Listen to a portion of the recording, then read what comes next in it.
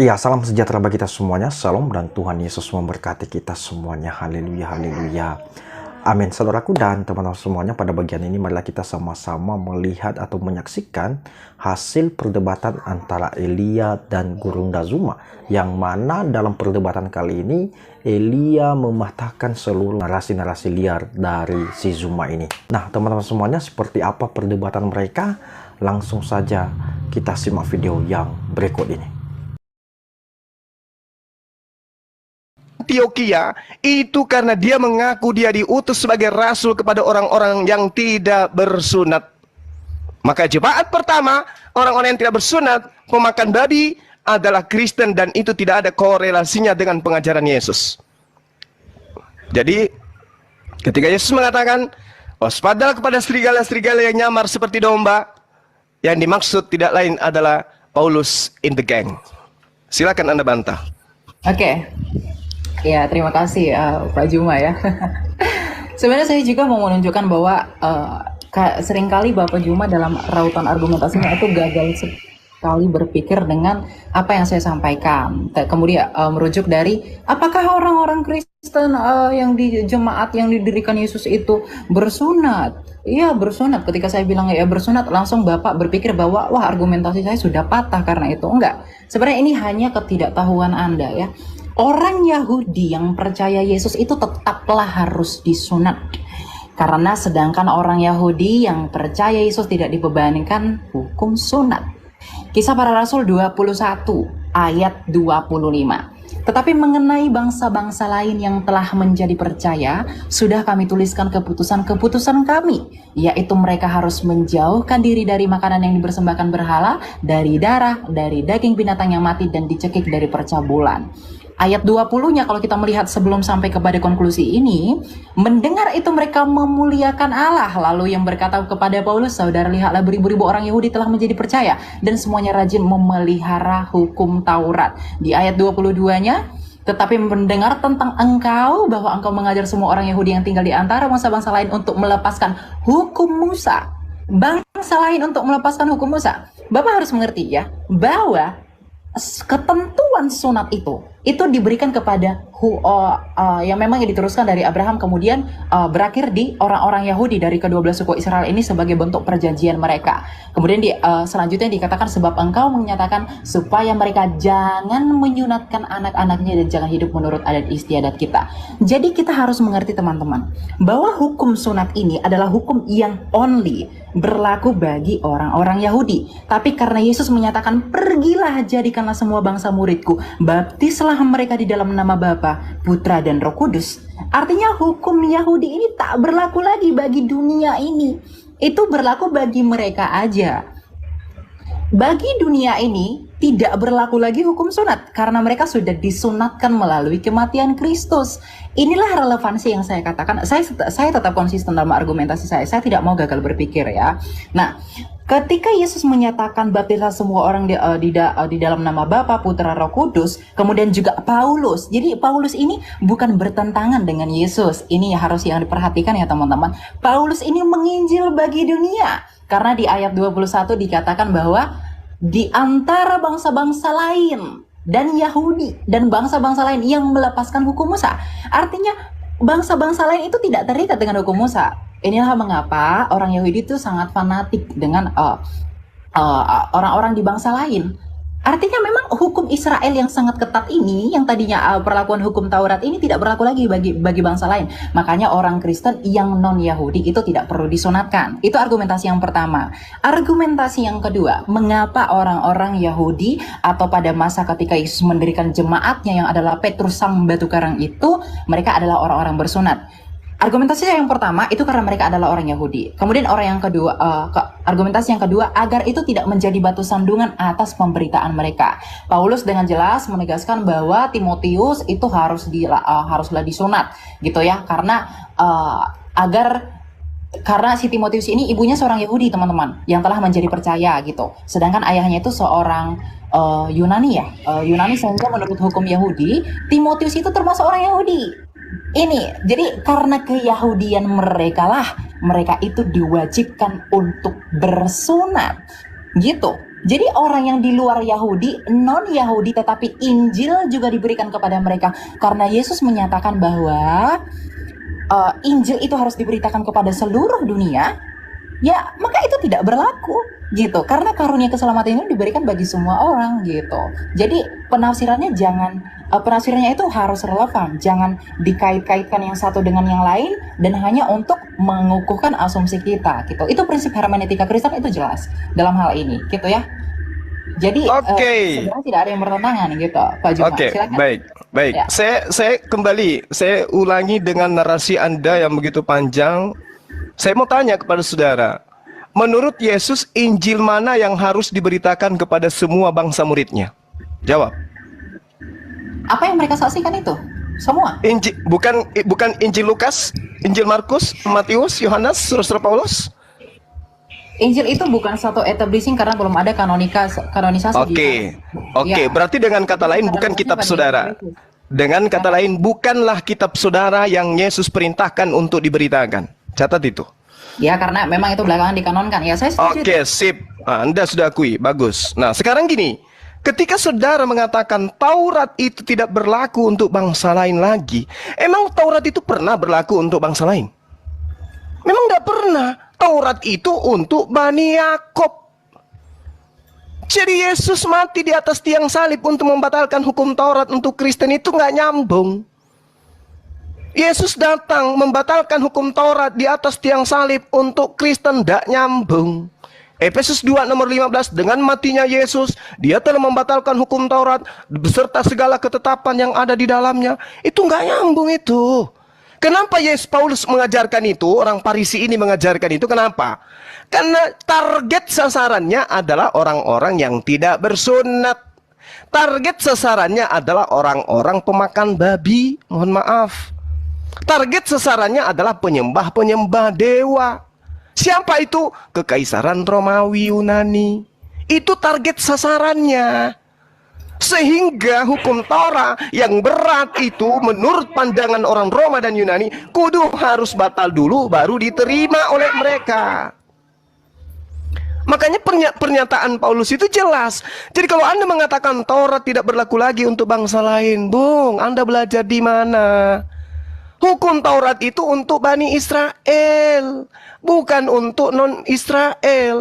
Maka sekarang, hai orang Israel, dengarkanlah ketetapan dan peraturan yang kuajarkan kepadamu untuk dilakukan supaya kamu hidup. Ini untuk orang Israel. Jangan kau menambahi, jangan kau mengurangi. Ulangan 4, satu perikop Anda baca. Anda nggak nyambung di situ. Kemudian ulangan 6. Inilah perintah, yakni ketetapan dan peraturan yang kuajarkan kepadamu atas perintah Tuhan Allahmu yang dilakukan di negeri di mana kamu pergi untuk mendidikinya. Supaya seumur hidupmu, engkau, anak cucumu, takut akan Tuhan, berpegang pada segala ketetapan yang dan perintahnya yang disampaikan kepadamu, supaya lanjut umurmu. Maka dengarlah, hai orang Israel. Tak ada itu, Bang. Taurat itu untuk Bani Israel.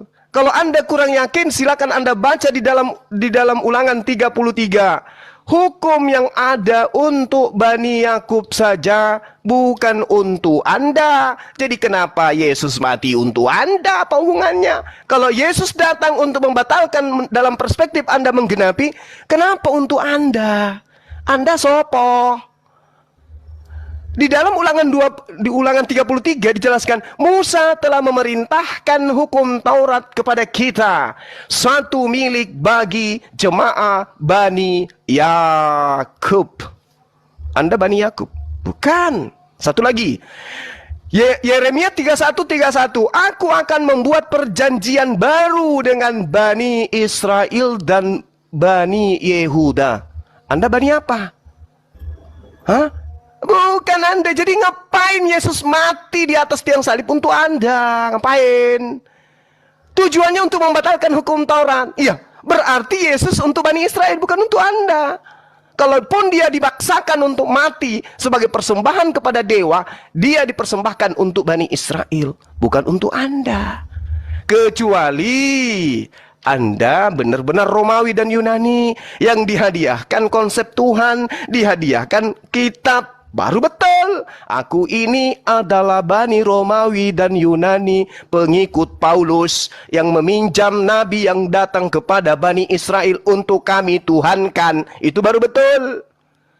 Saya jempol kalau Anda jujur di situ. Yang pertama, Anda sudah mengakui jemaat mula-mula yang didirikan oleh Petrus adalah jemaat bersunat. Berarti mereka bukan Kristen. Mereka adalah Bani Israel yang percaya Yesus utusan Tuhan, belum terkontaminasi dengan ajaran Farisi. Sedangkan yang di Antioquia murni mutlak absolut pengajaran Farisi. Muncullah Kristen penyembah manusia, dan itu Anda aminkan hari ini. Makanya saya tanya, Injil mana? Injil Lukas? Bukan. Markus? Bukan. Injil yang mana? Ya Injil Yesus. Mana Injil Yesus itu? Baca kitab Anda. Kalau Anda punya Bible, saya ajarin sekarang. Di dalam Yohanes 1 nomor 48, Yesus memanggil Filipus. Filipus, ikutlah denganku. Dia ikut denganku, wahai Filipus. Filipus disebut namanya. Ada legalitas dari Yesus untuk Filipus. Lalu kemudian di Kisah Para Rasul 8, di nomor 35, Filipus memberitakan tentang Injil Yesus. Yang diajarkan oleh Filipus adalah Injil Yesus, bukan Injil Lukas, Markus, Matius, Yohanes, bukan. Jadi kalau Anda pun memaksakan memberitakan Injil kepada seluruh makhluk, maka berita yang harus didengarkan itu adalah Injilnya Yesus yang dibawa oleh Filipus, bukan Lukas, bukan Paulus. Sadari itu kalau Anda memang benar-benar ingin selamat. Yesus punya Injil sendiri yang diberitakan muridnya Filipus, dan Filipus mendapatkan legitimasi jelas. Sementara Paulus, Lukas, Markus, pengarang Matius, pengarang Yohanes, pengarang Markus itu tidak ada legitimasi dari Yesus. Sementara sumber firman, bahkan kalian mengatakan firman itu adalah sang firman itu adalah Yesus. Sang firman memberikan legitimasi kepada Filipus, bukan kepada penulis Injil Anda. Jadi Injil Anda itu bukan yang harus diberitakan ke seluruh dunia. Simpan itu di peti. Cari Injil Filipusnya. Beritakan kepada dunia. Disitulah yang benar. Injil Filipus masih ada sisanya. Yesus menikah dengan istrinya Maria. Silakan. Oke. Kasih Pak Juma. Ya, saya ini ya sudah cukup mendengarkan tadi ya apa yang disampaikan. Saya mau bantu yang pertama dulu. Tadi Pak Juma menyatakan berkaitan dengan Taurat itu untuk orang Yahudi. Ya, kita buka Lukas 16 ayat 16. Lukas ya. Hukum Taurat dan kitab para nabi berlaku sampai kepada zaman Yohanes. Dan sejak itu kerajaan Allah diberitakan dan setiap orang menggagahinya berebut memasukinya. Yang pertama. Yang kedua, Matius 11 ayat 13. Sebab semua nabi dan kitab Taurat bernubuat hingga tampilnya Yohanes. Jadi Lukas, Matius itu relevan. Bahwa Taurat itu hanya berakhir dan berlaku sampai di masa Yohanes. Oke, jadi di sini kita bisa melihat bahwa Matius itu memberi penjelasan lebih jelas dengan menempatkan kata mereka bernubuat itu berakhir hingga tampilnya Yohanes Pembaptis tentang kesaksian kebenaran yang akan datang di dalam Kristus. Dengan demikian kita mengerti bahwa Taurat itu dan nubuat-nubuat para nabi dalam Perjanjian Lama berakhir pada saat tampilnya nabi terbesar, yaitu Yohanes Pembaptis, ya. Dengan tanda kematian Yesus di kayu salib, berlaku hukum Kristus, hukum kasih. Ini saya sudah tegaskan dari awal, bahwa hukum Kristus itu adalah dua hukum. Hukum Taurat itu terikat pada 613 hukum. Gitu. Jadi yang 613 itu sudah tidak berlaku lagi. Kenapa? Karena para nabi pun itu semua bersaksi dan akan bernubuat tentang dia yang akan datang. Yang di dalam Lukas yang saya bacakan tadi, berakhirnya nubuat tentang kesempurnaan yang akan datang itu telah selesai. Diakhiri di dalam masa kenabian Yohanes Pembaptis. Itu sudah selesai sampai di sana. Yang nantinya akan didatangi oleh Sang Firman itu yang menjadi manusia, di mana Sang Kristus itu sendiri Sang Firman itu yang menyatakan diri Bapa di dalam dirinya. Hal ini juga kita bisa melihat di dalam Efesus 2 ayat 15, bahwa dikatakan di sana bahwa sebab dengan matinya manusia, ia sebagai manusia maksud saya, ia telah membatalkan hukum Taurat ya dengan segala perintah dan ketentuannya untuk menciptakan keduanya menjadi satu manusia baru di dalam dirinya, dan dengan itu mengadakan damai sejahtera. Jadi kalau banyak polemikus yang menuduh bahwa Paulus itu menyatakan bahwa hukum Taurat itu dibatalkan sedangkan Yesus itu menggenapi, artinya konklusinya bahwa Yesus itu dengan Paulus itu bertentangan. Tidak. Kenapa? Jelas ditegaskan oleh Lukas bahwa hukum Taurat itu berakhir mengenai pewahyuannya dan peraturannya itu sampai kepada zaman Yohanes. Itu yang pertama. Jadi ayat ini sudah membantah argumentasi dalam perspektif kekristenan ya. Maksud saya bahwa Bapak menyatakan Taurat itu akan berlaku selama-lamanya. Tidak. Ya tidak. Karena orang Yahudi, karena Lukas ini ditulis sama Lukas, dia itu orang Yahudi.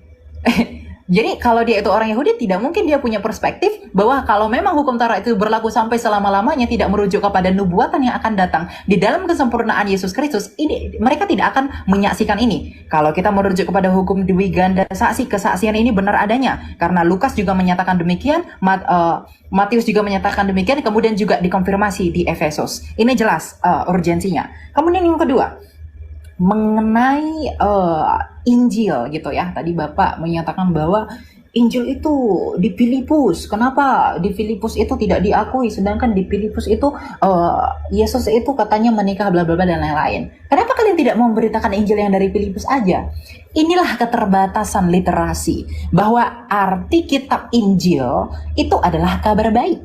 Memang saya harus mengakui ya, saudara, saya tidak mau menafikan bahwa kata Injil itu merupakan arabisasi untuk kata Yunani Eugelion gitu. Jadi artinya adalah kabar baik kalau kita buat ke seluruh Indonesia. Matius 4 ayat 23. Yesus pun keliling ke seluruh Galilea.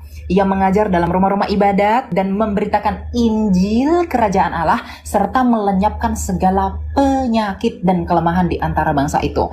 Ingat ya, kita harus mengkonsentrasikan antara kondisi orang Yahudi pada saat itu dengan apa yang dilakukan Yesus. Perspektif dan juga sudut pandang orang Yahudi yang dalam hal ini adalah mereka Yahudi tentunya teman-teman, karena murid-murid Yesus itu ya orang-orang Yahudi ya. Makanya dikatakan di dalam Markus 1, maksud saya itu di mana ya? Lukas 4 ayat 43. Tetapi ia berkata kepada mereka, juga di kota-kota lain aku harus memberitakan Injil kerajaan Allah, sebab untuk itulah aku diutus. Jadi kalau Bapak Juma tadi bilang Injil itu keselamatan itu hanya bagi orang Israel, itu salah besar. Literasinya kurang itu ya. Jadi ketika kitab Injil Matius itu menuliskan Yesus memberitakan Injil, artinya Yesus itu memberitakan kabar baik. Sedangkan Injil-Injil yang diberitakan oleh para rasul, ini penerusan ya. Injil-Injil yang diberitakan oleh para rasul adalah kabar baik yang sama tentang apa yang diberitakan Yesus. Meskipun memang Yesus itu selalu menekankan kepada perspektif dan budaya pada saat itu mengenai pernyataan dirinya sendiri secara implisit. Tetapi di perjanjian baru, artinya para murid yang bersaksi tentang pemberitaan Kristus itu memberikan penjelasan yang lebih clearus artinya. Jadi lebih jelas tentang siapa Kristus itu sebenarnya. Jadi Injil kerajaan Allah itu yang diberitakan Yesus Kristus itu adalah sentralitasnya berada di dalam Yesus Kristus, tetapi para rasul dan para murid menegaskan itu lagi. Hubungannya dengan apa? Dengan amanat agung Yesus Kristus bahwa Injil itu harus diberitakan ke seluruh dunia. Jadi Injil itu tidak terbatas pada apa yang ditulis murid tertentu saja Bapak Juma, tapi itu merujuk kepada kabar baik. Kabar baik itu dalam hal ini telah disampaikan Yesus bahwa kamu harus membaptis orang di dalam nama Bapa, Putra dan Roh Kudus. Ini relevansinya dengan apa? Dengan keselamatan yang Yesus tawarkan itu, dengan mengalahkan maut, dengan kematian dan kebangkitannya di kayu salib. Jadi kabar baik di sana adalah karena ketika Yesus itu menyatakan bahwa hidup di zaman pada saat itu dia belum mati. Jadi Injil kerajaan Allah itu yang merujuk kepada dirinya sendiri. Sedangkan ketika Yesus memberi mandat dan amanat agung baptislah mereka di dalam nama Bapa, Putra dan Roh Kudus, dia sudah mati tapi bangkit kembali. Artinya Yesus secara implisit menyatakan kepada murid-murid, sampaikan ke dunia bahwa aku telah mati, aku telah bangkit, dan aku naik ke surga dan baptis mereka di dalam nama Allah Tritunggal agar mereka dapat diselamatkan. Inilah yang disebut dengan kabar baik itu. Tidak bertentangan dengan apa yang Yesus ajarkan. Saya juga bingung dengan rautan argumentasi apa Anda mengkait-kaitkannya dengan Filipus, kemudian juga menuduh bahwa Yesus itu pernah menikah. Yesus itu pernah menikah tidak pernah divalidasi fakta sejarah. Tutup tutup Alkitab, kita buka fakta sejarah. Tulisan Marabin Serapion, kemudian tulisan Tacitus, kemudian juga siapa namanya satu lagi saya lupa. Yang dari Roma itu, mereka tidak pernah menyaksikan Yesus Kristus itu menikah. Bahkan Flavius Josephus itu membuktikan dan juga menuliskan dalam sejarahnya bahwa Yesus itu diakui dan dianggap orang Yahudi itu bangkit pada masa itu, dan tidak pernah menuliskan historikal tentang pernikahannya dia. Jadi Injil itu merujuk kepada kabar baik, terlepas dari bagaimana memang perspektiva dari budaya pada bangsa itu. Gitu Pak Juma ya. Terima kasih. Oke, baik.